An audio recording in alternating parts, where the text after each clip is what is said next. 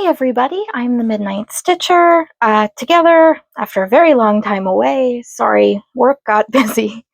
And today I'm going to talk to you about all that stuff I did in August that I never got around to filming. Yeah. See, they're doing this because we smell like our cats, so we smell interesting. Today I'm going to tell you about my trip to the Cat Cafe on Whyte Ave. I actually took two trips, one on a Thursday, one on a Monday, both with the younger sibling that I call Jellybean on here. And Jellybean attended the 2024 anime convention in Edmonton with me, and then we also went to the Cat Cafe before and afterwards. Why did I decide to go to a cat cafe? Well, we were attending Anime-thon. I had a bored 10-year-old, and we arrived a day early and we're leaving a day after the event. So we wanted to be in town for Thursday for early badge pickup and set up for the hotel room and finishing some costumes. I think I did a wrong stitch here. None of you saw that. So basically we wanted to be in town early and we wanted to leave after the event, but I did have to fill some of that time for the Munchkin. I also had to drop off a sibling that day for an 11 a.m. flight, which he missed, but that's his own fault. And badge pickup was at 2:30 p.m.-ish, so I needed to fill all of that time in between for the 10-year-old. The 10-year-old who really likes cats. So I decided just on a whim, since I was already doing, Anime-thon, that I might as well look up if they had any maid or cat cafes in the city that we could go to for that experience. And they did in fact have a cat cafe. And I know that cat cafes aren't a strictly Japanese thing, but I was introduced to the idea of them through anime, so I do think of them primarily in relation to anime, right? I looked up cat cafes, and Edmonton has one just down on Whyte Ave. So I called them and I booked an appointment. You can walk in if you'd like, but if you want to guarantee yourself a spot, you do have to call ahead, which I would advise doing if you know for certain that you're going that day. How does the cat cafe work? Well, you enter the cafe area where there is an outside door and it kind of leads to this inside partition, and there's an open door there that leads to the cafe portion and a sealed door that leads to the cat portion. You enter the cafe portion first. You get free drinks while that hour is going, and you can buy snacks too. You must read their rules and sign in. You then are allowed to collect your food and drinks and move into the cat half of the area, where you remove your shoes and add them to the shoe rack. You also have to wash your hands right after you remove your shoes. This is for the cleanliness and safety of the cats. You're not bringing too much exterior bacteria into them, because believe it or not, if you are sick or have been interacting with sick animals, you can actually make cats sick. Overall, it's a very neat and tidy setup, especially with the concern about cats escaping, since there's a busy road right out front. So I like the way they have that set up.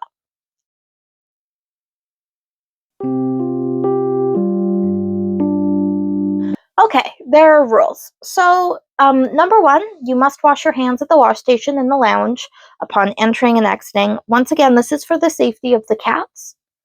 Number two, do not open lounge door if outside door is open. This is to prevent the cats from running outside. So once again, this is a safety rule for the felines that they are looking after, most of which are adoptable, some of which are not. Rule 3, do not pick up, chase, or physically restrain cats. Let them come to you and pet gently. So you can pet the cats, you're allowed to touch them, but you may not pick them up, chase them around, or hold them down. That also means you can't shove them into places. Once again, this is for the safety and comfort of the cats. This is like a cat rescue and rehoming center, so the safety and care of the cats is important to them. Number 4, do not wake a sleeping cat. Same reason. Number 5, put lids on your drinks. Cats do not do well on caffeine. Oh, no, not the paper straws either. Sorry, man. Once again, safety of the cats. Cats should not be ingesting your lattes and coffees and stuff like that. So, makes complete sense. They also have a second chunk of rules. One, feel free to take pictures, but no flash to keep their eyes safe. I do have pictures and videos that I'll be splicing in throughout this video.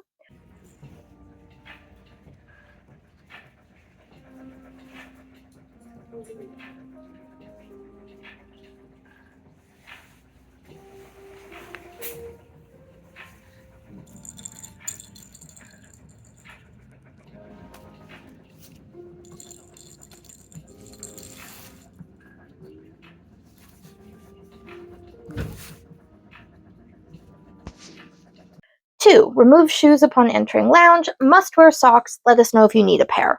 So you do have to remove your shoes. Once again, you're just preventing yourself from tracking outside contaminants and stuff like that. But you do need to be wearing socks, no bare feet. This is both a safety and like a cleanliness concern. They do sell socks if you need to buy some. Three, ask a barista before bringing your own cat toys into the lounge. Laser pointers, outdoor treats, and catnip are not permitted. So you are allowed to bring cat toys. I saw someone who I think was using like their own little wand thingy with the cats, and there are cat toys in there that you can use to play with the cats. But they do want control over that because some of the like mass market cat toys aren't safe, or perhaps just not something they want their cats interacting with. And so yeah, you just have to present it and have it checked over by a barista. 4, enjoy your visit with coffee and cats. Don't hesitate to ask if you have any questions regarding drinks or cats. And then, once you've read that and gone over it, you just sign it, and then you get your drinks and you move on in.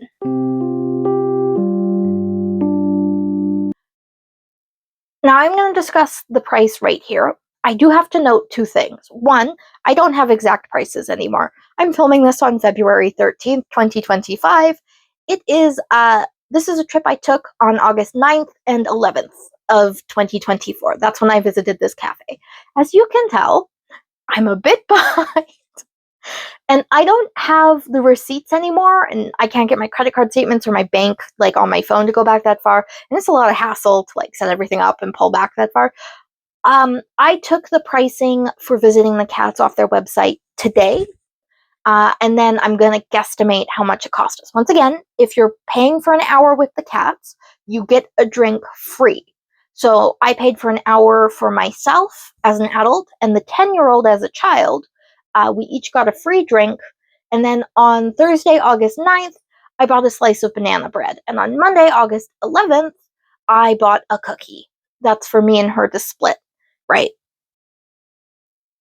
Okay, so on Thursday, August 9th, because their pricing varies on busy and slow days, we paid for 1 hour in the cat cafe for 1 adult and 1 cat, with 2 free refillable drinks included in that, and 1 slice of banana bread. The time visiting the cats would have been $31, and it would have been like, I think it was $3 or $4 for the banana bread. It was pretty cheap, right? And then Monday, August 11th, I paid for 1 hour in the cat cafe for 1 adult and 1 child with free refillable drinks, and then 1 cookie. The time in the cat cafe would have been $29, and once again, the cookie was like $2-3, so pretty cheap. So if you weren't buying the extra food, those 2 trips would have cost you a total of $60. I think I probably paid like 65, 66 with like taxes and all of that, excluding the fact that you have to pay for parking if you're out front. Now, apparently they do have some free parking in the back, but it fills up pretty quickly. And like most of Edmonton, when you're parking on Whyte Ave, you have to pay for parking. So you have to factor in the parking in that as well.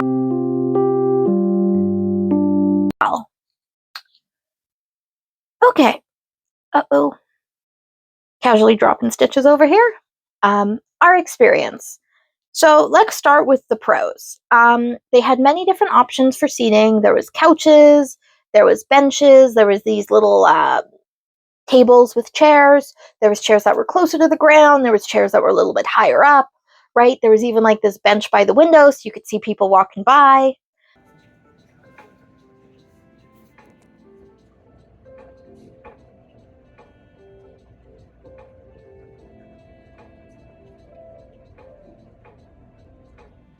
There was lots of toys and hides for the cats. Like there were cat trees, there was hides, all sorts of stuff.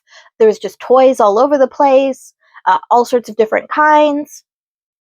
There was a separate back area that we were not allowed to enter with a door that the cats could escape into at any time. And there were cats that stayed back there or went in there and didn't come out during my stays. So these cats are fully comfortable to retreat away from people. This means that they're not being forced to interact, which is always a concern for any sort of um, how to say this, any sort of paid experience where your interactions with animals is the main draw. There is always that concern that these animals are being exploited in that they are being forced to perform rather than just interacting, right? So it's good to know that these cats had a safe place that they could tuck away in and get away from us if they wanted to be antisocial, because cats are more antisocial than you think, and they don't want to be like picked up or hung out with all of the time. So they did a fantastic job taking care of their cats. There was also like a big wall of board games, so you could like pay for a couple for like an hour, sit down, play board games with your friends, just surrounded by cats. So in that way, it could be like a neat little hangout spot. Obviously, it was full of plenty of friendly cats. Uh, I will put the video of the shoe cat. The shoe cat was very friendly. Shoe kitty. Hello. Oh god, that scared me half to death.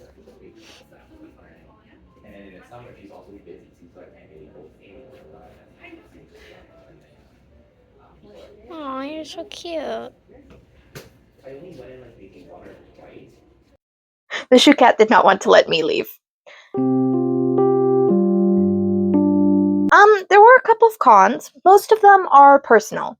I don't like hanging out in cafes, so I was a little bit uncomfortable. There's all these people around. It's not like a private solo spot. This is a pretty busy area that's full of people. Even if you're just in the cafe portion, not hanging out with the cats, there was still like most of the tables were full. This is not a secretive private little spot, and there aren't any like private away booths. So if you're highly antisocial like I am, you might not find this to be the most comfortable place to hang out. There is 2-hour free parking in the back, but once again, that fills up fairly quickly, or paid parking in the front. Sadly, this is just a cost of being in Edmonton, right? There's so many people moving cars around all the time. The paid parking is kind of necessary for the city. It's quite loud, actually. Not the cats exactly, but like there's a lot of people moving around and chatting and stuff like that. I wouldn't go here if you're looking for a cafe to like hang out and read in or hang out and work in. Both in the cat section and the non-cat section, it was like quite loud. So, like it was a pleasant loudness. Everybody, like people were chatting and happy and stuff like that. It's just not the kind of cafe where you would go to like work on something. The 10-year-old had way more fun than I did, right? Cafes just really aren't my thing, and that's good. This experience was for the 10-year-old, right? I did do it twice in 4 days, and the 10-year-old got bored about halfway through the second day. So on the first day, she played with the cats the whole hour and was kind of grumpy that we had to leave to go pick up our badges. But she had fun, and that's why she asked to come back again on the Monday. And then on the Monday, she got bored about halfway through and brought out this kitty game involving litter boxes and poop, where you like put down cards and put poop in each other's litter boxes, and you can whoever winds up with a certain amount of poops first loses, which was a lot of fun. But yeah, she got bored about halfway through, which makes sense because we went there once again twice in 4 days. So, well, I would advise that you bring like your youngins who like cats here. I wouldn't advise this to be like an over and over and over again, like every day of your vacation kind of thing. Go to it once, and they're probably good. She was really excited to see the cats that she recognized from the first visit again. She, at some point, figured out several of their names. They have like charts up on the wall, but she'd like memorize them. She's like, oh, this is this guy, this is this guy. That's great. Sorry, man. Is it you gonna go? Give me a sec. We already have 5 cats at home. We are not bringing any home. Do not ask.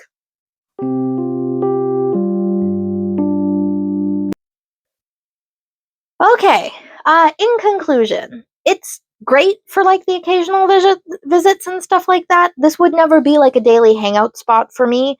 Obviously, if you're just going into the cafe portion, the food and drink are fairly cheap, and it's like a good cafe if you don't want to pay the price to go see the cats. The price to see the cats, at first it seems like a little bit expensive. I think I paid like $16 one day and $17 the other day for myself or something like that.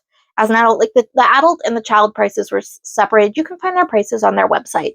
And that seems like a lot until you remember that that price is helping to pay for the feed and care and veterinary care and all that of these cats, and then the pricing makes sense. So if you do want to hang out with the cats, it's well worth it. However, if you just want to hang out in the actual cafe portion and like have the food and drink there, that was an option, and obviously that would have been significantly cheaper.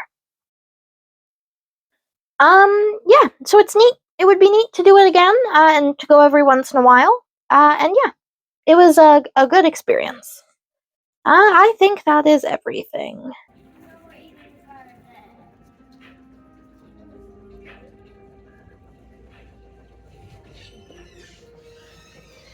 Stop eating the carpet. He's trying to eat the carpet. Well, maybe he's having fun with it. He's eating the carpet. I can see he's eating the carpet. Let him do it. But he could get sick. He's probably teething. You know, cats lose their teeth too. He was starting sick. What if he infects? Doop. All right. Thank you guys so much, and I hope you have a good day.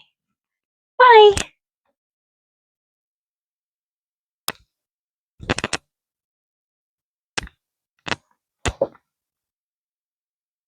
This was way shorter to film than my last couple of videos. If anybody's wondering why I haven't filmed it, maybe I'll put this in as like a little blooper bit.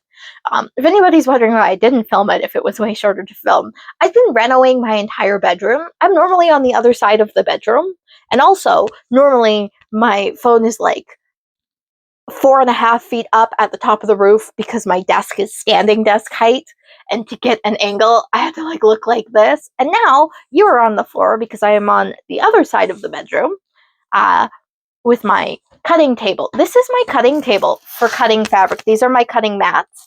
If you want cutting mats cheap, go to Princess Auto. Do not get them from your craft store.